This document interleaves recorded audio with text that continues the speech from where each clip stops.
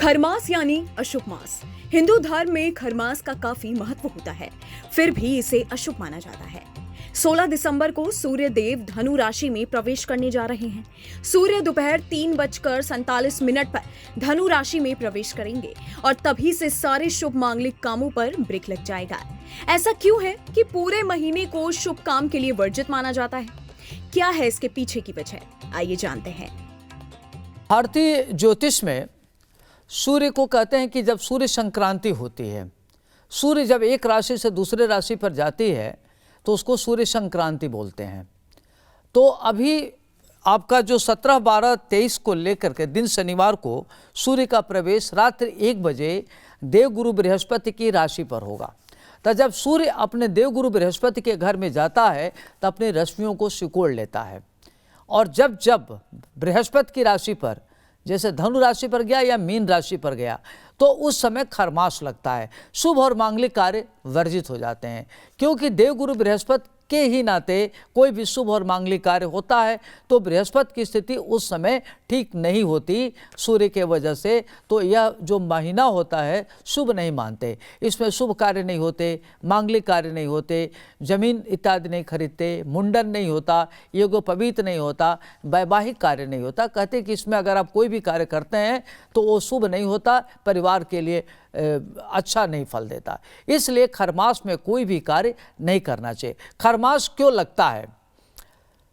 सूर्य जब 12 राशियों पर भ्रमण करता है तो क्या होता है कि 14 दिसंबर से लेकर के 14 जनवरी तक, कई बार 16 को होता है, कई बार 17 को होता है, इस तरीके से तिथियों के हिसाब से घटता बढ़ता रहता है। तो जब धनु राशि पर जाता है तो वो जाता है दिसंबर से जनवरी, तो वह जो समय होता है वो खरमास का होता है। 14 जनवरी को कहते हैं कि मकर संक्रांति, जब मकर में सूर्य जाता है तो संक्रांति खत्म हो जाती है, वो संक्रांति आती है, और इसके पहले खरमास होता है। इसी तरीके से जब मीन राशि में जाता अप्रैल में तो खरमास होता है, उसमें भी शुभ और मांगलिक कार्य उसमें किया जाता है, लेकिन इसमें नहीं करते।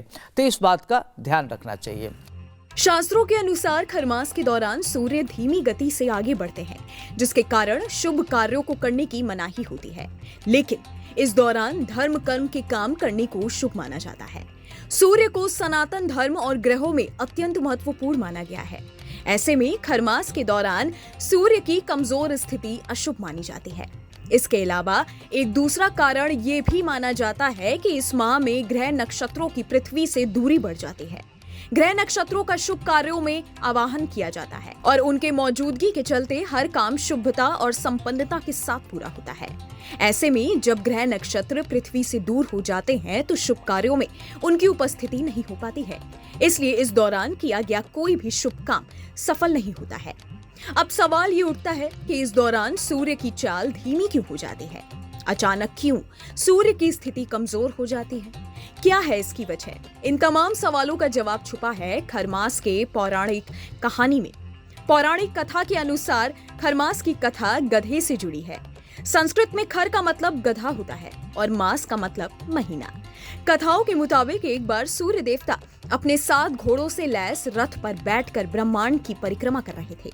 इस दौरान उनके रुकने का मतलब धरती पर जनजीवन का रुक जाना था, इसलिए उनका रथ हमेशा चलता रहता था।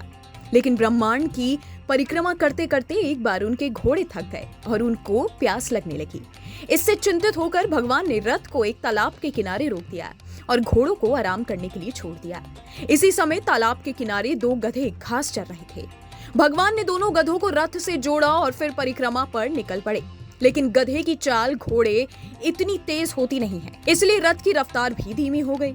भगवान सूर्य ने किसी तरह से 1 महीने का वक्त पूरा किया और तालाब के किनारे पहुंचे।